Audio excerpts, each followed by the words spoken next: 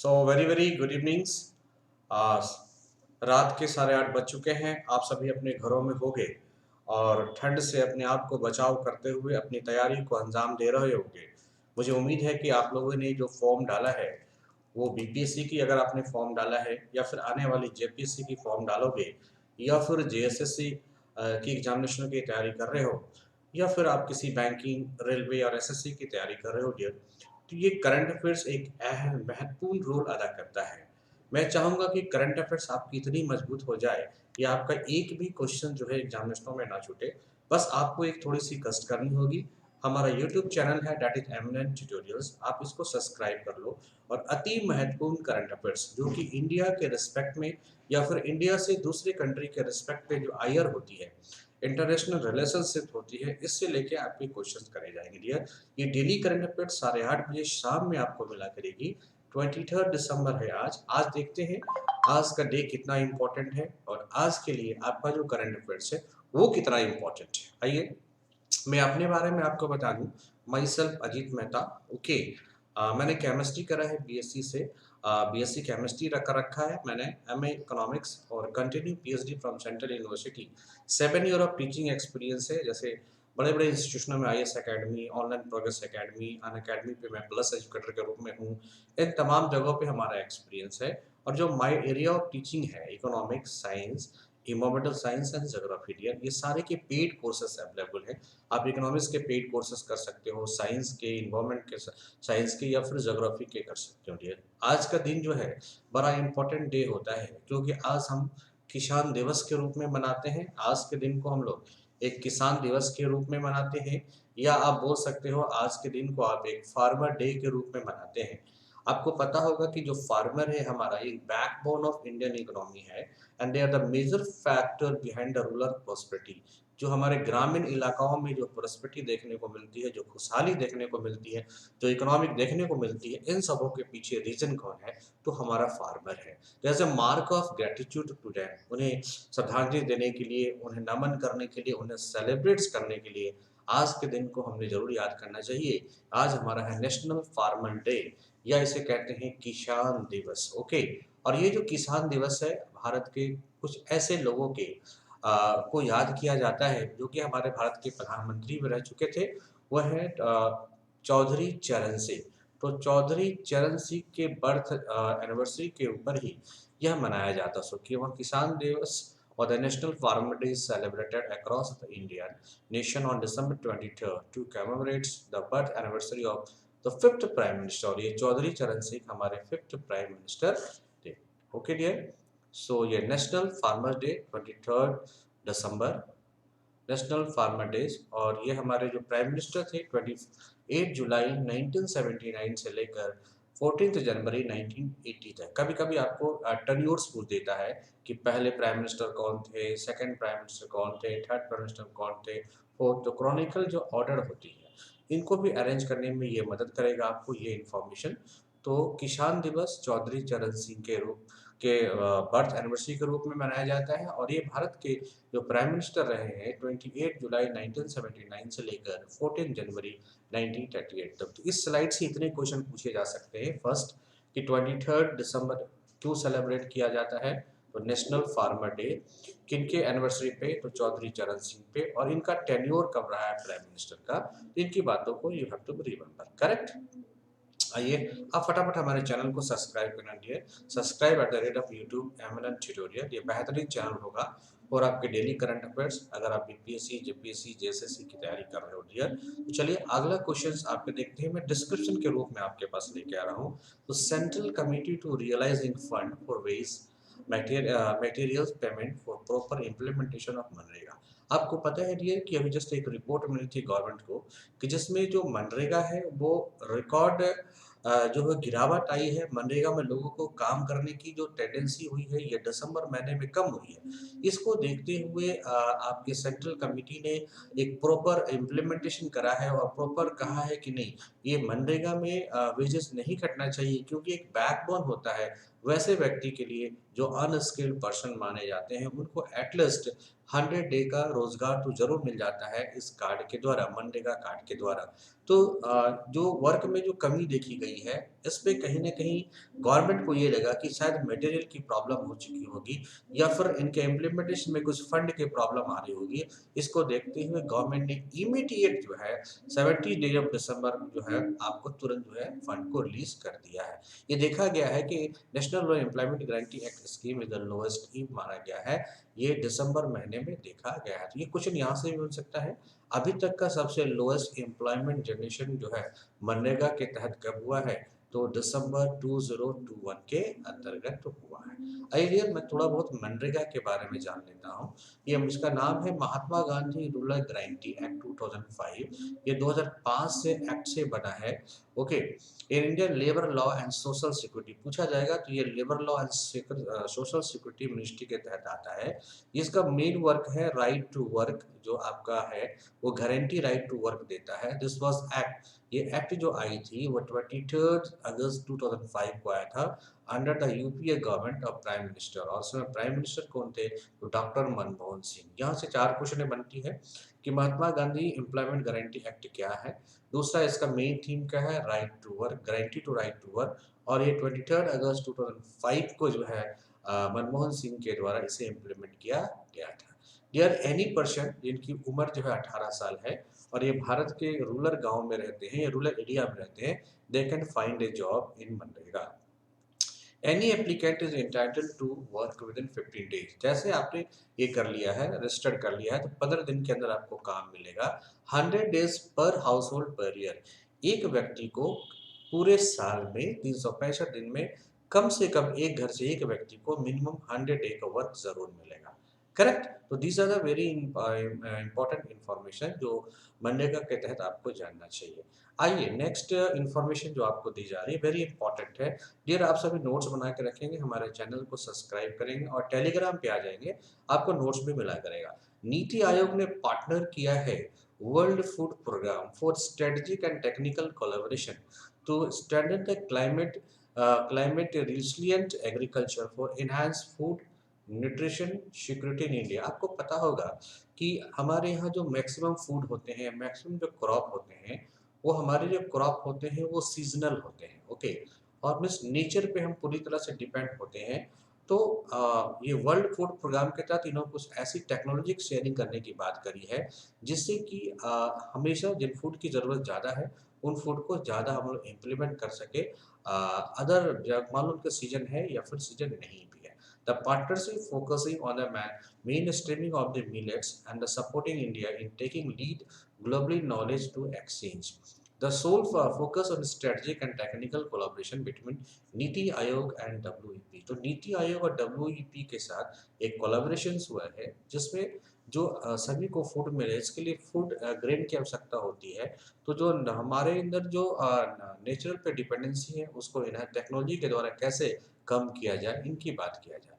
Idea NITI Aayog की information लेते हैं। नीति आयोग से भी क्वेश्चन पूछा जाता है। पहला क्वेश्चन तो यही पूछेगा, नीति आयोग एक कॉन्स्टिट्यूशनल बॉडी है कि नॉन कॉन्स्टिट्यूशनल? तो आप बोलोगे it is a non constitutional body. Okay, NITI Aayog serve the apex body, यह शीर्ष संस्थान है, think tank of the government of India. ये गवर्नमेंट का थिंक टैंक है, गवर्नमेंट को अपना विचार देता है, अपना राय देता है। And the nodal agency task with catalysing economic development and fostering cooperative federalism throughout the involvement of state government of India in economic policy making process using both up to approach। तो ये भारत सरकार को think tank देता है ताकि आप कैसे economic government development या फिर सस्टेनेबल गवर्नमेंट डेवलपमेंट को आप अचीव कर पाओ। बात करोगे तो इसकी स्थापना 1 जनवरी 2015 को प्लानिंग कमीशन को डिसॉल्व करके की गई थी। बात करते हैं तो इनके सीईओ कौन है, तो श्री अमिताभ कांत सीईओ है नीति आयोग के। अगर बात करोगे तो इनको कितने मेंबर हैं, तो इनके चेयरपर्सन होते हैं prime minister. NITI Aayog consist of vice chairman, कई बार क्वेश्चन पूछे जाते हैं, Rajiv Kumar. Ex officio member, जो ऑफिशियल मेंबर नहीं है, उनमें Amit Shah, Rajnath Singh, Nirmala Sitharaman, Narendra Singh Tomar. And special invitee member कौन है? नितिन गडकरी, पीयूष गोयल, वीरेंद्र कुमार, अश्वनी वैष्णव एंड राव इंद्रजीत सिंह। तो इतने मेंबर हैं जो कि नीति आयोग में किसी प्रकार के डिसीजन को लेते हैं तो ये आपस में बैठ के लेते हैं। बट सीईओ की बात करोगे तो अमिताभ कांत हैं, वाइस चेयरमैन राजीव कुमार हैं और चेयरमैन डियर नरेंद्र मोदी खुद होते हैं, राइट। बात करोगे वर्ल्ड फूड ऑर्गेनाइजेशन, जिनका एसोसिएशन करके ये गवर्नमेंट ने प्लानिंग करा है, तो यह एक program food assistant branch of united nation है। It is the world largest humanitarian organisation. पूछा जाएगा कि विश्व की सबसे बड़ी मानव कल्याण की संस्था कौन है, तो आप क्या बोलोगे? WEP, World Food Programme. Okay, the largest one focus on you hunger and food security पे ये बात करता है। Largest provided for school meal, और स्कूल मील को जो प्रोवाइड करता है इसी के द्वारा किया जाता है। इसकी बात करोगे तो इसकी स्थापना 1961 में हुई थी एंड इसके हेडक्वार्टर किधर है डियर? तो रोम के अंदर है। ये इनका लोगो है। ओके डियर, अब बात करोगे नेक्स्ट, तो PM Modi visit Prayagraj.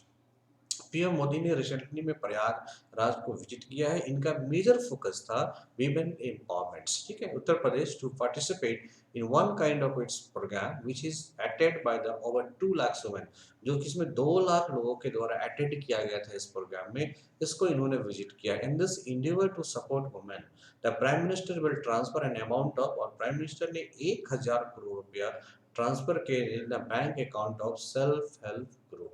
Dear, अगर बात करोगे सेल्फ हेल्प ग्रुप की, तो भारत की सबसे बड़ी सेल्फ हेल्प ग्रुप का जो है वो क्या है? उसका नाम है सेवा।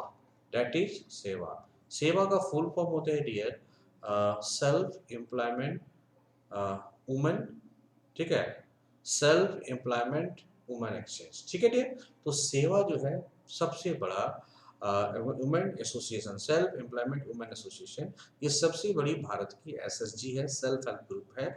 इसको उन्होंने 1000 करोड़ रुपया दिया है। इससे डायरेक्टली और इनडायरेक्ट लगभग 16 लाख वुमेन को बेनिफिट होगा, क्योंकि इस एसएचजी में 16 लाख मेंबर है ऑलरेडी, ठीक है।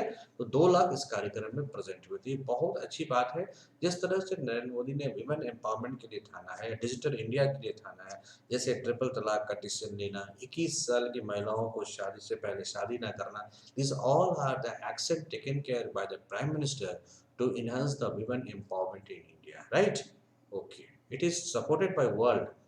The rice export of country, अगर बात करते हैं इकोनॉमिक सिनेरियो की, तो भारत के अंदर जो राइस एक्सपोर्ट्स है उसमें वृद्धि हुई है 33% की डियर। इट मीन्स कहीं ना कहीं भारत राइस उत्पादन में जरूर अच्छा कर रहा होगा। So commerce and industry ministry said India rice exports in the current physicals are likely to surpass recorded 17.72 million tons। इसका प्रोडक्शन हो गया है, जो कि अचीव किया गया था 2020 और 21 के रिस्पेक्ट में। The ministry said India continue to expand its rice exports footprint in the Africa, African country को देता है यह राइस, एशिया के अलग कंट्रियों को, यूरोपियन यूनियन मार्केट को देता है। It is said robust global demand also help Indian growth in the rice export. तो राइस के एक्सपोर्ट में इंडिया की जबरदस्त ग्रोथ देखने को मिल रही है। बात करते हैं डियर, भारत के अंदर राइस की जो प्रोडक्शन होती है 1 to 3 स्टेट्स कौन कौन से हैं? तो सबसे ज्यादा प्रोडक्शन होती है वेस्ट बंगाल, फिर उत्तर प्रदेश है, और फिर क्या है? तो पंजाब है। इंडिया ने जबरदस्त रिकॉर्ड हासिल किया है। FDI inflow that is 81.97 billion dollar in financial year 21। ये फॉरेन डायरेक्ट इन्वेस्टमेंट क्या होता है कि भारत के मार्केटों में पैसा लगाना डियर। तो इनमें भारत ने जबरदस्त ग्रोथ प्राप्त किया। अगर बात करोगे कि सबसे ज्यादा software and hardware sector the largest share inflow किया गया है, followed by the service sector like trading and telecommunication. तो सबसे अधिक अगर क्वेश्चन ये पहला पूछा जाए कि इंडिया ने रिकॉर्डेड कितना एफडीआई किया है, 81.97। किस सेक्टरों ने? तो कंप्यूटर सेक्टर्स, फिर हार्डवेयर, या फिर सर्विस सेक्टर में हो गए तो ट्रेडिंग एंड टेलीकम्युनिकेशन। इंडिया है the largest ever annual foreign direct investment inflow that is 81.97 billion dollar in 20 and 21। किसी भी देश के मामले में ये सबसे ज्यादा है। और year is 2044 billion dollar which is nearly 58% of the total FDI inflow in the financial year 2021। तो देख रहे हो कि इतनी ज्यादा ग्रोथ आपको एफडीआई में देखने को मिल गई। अगर बात करोगे किन मुल्कों के साथ आपका सबसे ज्यादा एफडीआई है, किस मुल्कों ने सबसे ज्यादा पैसा लगाया है, तो सबसे पहला स्थान है डियर सिंगापुर का। पहले मॉरिशस का हुआ करता था, अब पहले पोजीशन पे कौन है? सिंगापुर। दूसरे पोजीशन पे कौन है? मॉरिशस। और तीसरे पोजीशन पे कौन है डियर? यूएसए है, और चौथे पे कौन है, नीदरलैंड, और जापान क्या है, तो 5वें पे है। कभी कभी आपके एग्जामिनेशनों में ये अरेंजमेंट पूछ सकता है, या पहला पूछ सकता है कि टॉप पोजीशन किसका है, सिंगापुर का है। ऑस्ट्रेलिया के Marnus लेवेंचे has become the new world number 1 batsman in ICC Men's Test Batting Ranking 201. Okay, इन्होंने ऑस्ट्रेलिया के मार्नस लावंचिंगे को पहला स्थान प्राप्त हो गया है टेस्ट रैंकिंग में। ओके, नेक्स्ट है India highest rank test batsman in the ICC test player ranking, that is Rohit Sharma, जो कि 5वें स्थान पे आ गए हैं मेंस टेस्ट बैट्समैन रैंकिंग के अंतर्गत। ओके, रोहित शर्मा का स्थान पीछे आ गया है डियर। ओके, ये नागपुर से है। नेक्स्ट है Australian test keeper Pat Cummins leads the ICC test match bowling ranking. Ravichandran is the only Indian bowler to feature the top 10। तो आप पूछोगे कि आईसीसी बॉलिंग रैंकिंग में, टेस्ट रैंकिंग में जो इंडिया के किस बॉलर का स्थान प्राप्त किया गया है, तो ये है दैट इज चेन्नई से इनका नाता है, ये चेन्नई में इनका जन्म हुआ है, और ये राइट हैंड के स्पिनर है। Okay, PV Sindhu has been appointed as a member of Badminton world federation athlete champions 21-25। ये काफ़ी इंपॉर्टेंट है, भारत के लिए गर्व की बात है कि पीवी सिंधु जो है वर्ल्ड फेडरेशन एथलीट्स कमीशन 21 और 25 के लिए अपॉइंट की गई है। The BWF announce the name of the 6 new member of the commission on 21 December. They include PV Sindhu. Okay, तो इनका नाम पीवी सिंधु के नाम पे है। उनका जो है Pusarla Venkata Sindhu is an Indian professional badminton. पूछा जाएगा पीवी सिंधु क्या खेलती है, तो बैडमिंटन खेलती है। ओके, और देख रहे हैं PV Sindhu and he was born in Hyderabad. Over the course of his career, Sindhu has won the medal at many tournaments, including Olympics and badminton world federation circuit में इन्होंने अच्छा खासा परफॉर्मेंस किया था, और इन्होंने अवार्ड भी कई जीते हैं। इनको लेकर इन्हें जो है badminton world federation athletics champions का मेंबर चुन लिया गया है। दिल्ली विल गेट्स, और दिल्ली देखिए डियर एजुकेशन के सेक्टर में काफ़ी इंपॉर्टेंट रोल अदा कर रहा है। तो Delhi will gets ever the first teachers university, Bharat का एकमात्र ऐसा राज्य होगा जिसने पहली टीचर यूनिवर्सिटी की स्थापना कर दी है। At the direction of Arvind Kejriwal, lead Delhi cabinet approved a proposal to establish the university in December 21, 2021. The Chief Minister said the university will dedicate it to preparing excellence quality teachers across the different schools. ठीक है dear, तो अजीब करीमजान, an Indian politician and former bureaucrat and activist who is the current and 7th Chief Minister of Delhi since 2015 से ये लगातार जो है आपके prime minister sorry chief minister रहे। He was also the chief minister of Delhi from December 2013 to 2014। Correct, तो ये इनका अचीवमेंट है डियर, और वास्तव में ये काफ़ी अच्छा काम कर रहे हैं एजुकेशन के सेक्टर में। तो दिल्ली में पहली teacher university, very important. Okay, Arvind Kejriwal. तो thank you dear, these are the all questions. आप मेरे को फटाफट टेलीग्राम पे, that is eminent tutorial, eminent tutorial tutorial पे फटाफट आप मेरे को लिंक अप कर लो, ताकि मैं आपको पीडीएफ दे पाऊँ। और यूट्यूब में हमारे चैनल को सब्सक्राइब कर लो at the rate of eminent eminent tutorial. Okay, तमाम सोशल मीडिया पे मैं उपलब्ध हूँ डियर। तो thank you for watching, just subscribe eminent tutorial. आप डाउनलोड कर सकते हो हमारा AAA smart institute apps. Thank you. तब तक आप हमारे चैनल को सब्सक्राइब करो, लाइक करो, व्यू करो और आनंद लो डियर। ऐसे ही इन्फॉर्मेशन, हाँ मैं आपको बता दूं, ये जो करंट अफेयर्स मिलेगी आपको अल्टरनेट मिलेगी। अब मैं जब आपको 23rd को दिया हूँ, अब मैं फिर 25th को आपको दूंगा। Thank you, thank you.